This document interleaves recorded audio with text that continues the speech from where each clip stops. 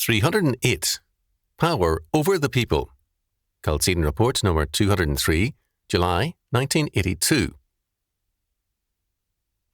In a recent May 1982 trial of a church in Texas, a 4-page complaint was filed against the church by the Department of Human Resources, or Welfare Department.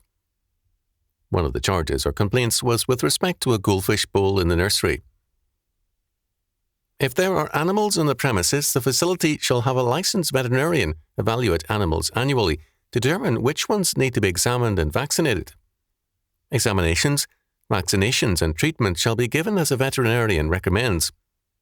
Non-compliance. It was observed that the veterinarian's statement for the fish was not on file. Another item. A retired Army colonel, a good friend of Chalcedon, reported on a problem faced by one of his sons.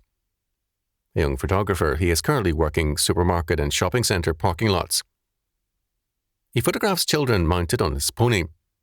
He was arrested for operating without a licence.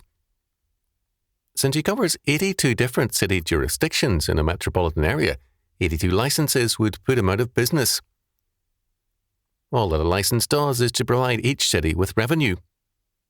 When arrested, he was called worse than a criminal by the judge, fined $350, given a suspended sentence of 1 year, and told that he would get a year in jail if picked up again. Many rapists are less severely treated. The state is more a threat to this young photographer than it is to most criminals. The modern state is failing to provide justice. Its main goal is increasing power over the people. The cry of our status is power to the people, but their goal is a tyranny of power over the people. Rome fell, not because of the barbarians, but because of its own evils.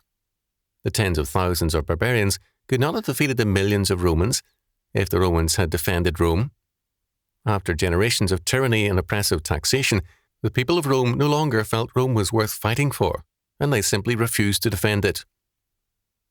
As the power of the modern state increases all over the world, we are approaching a similar disillusionment.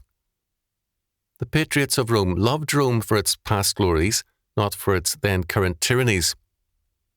Similarly, the patriots of various modern states are often patriots because they value their past, their heritage and traditions. As the modern state lays waste that inherited capital, it invites on itself the whirlwind of judgment.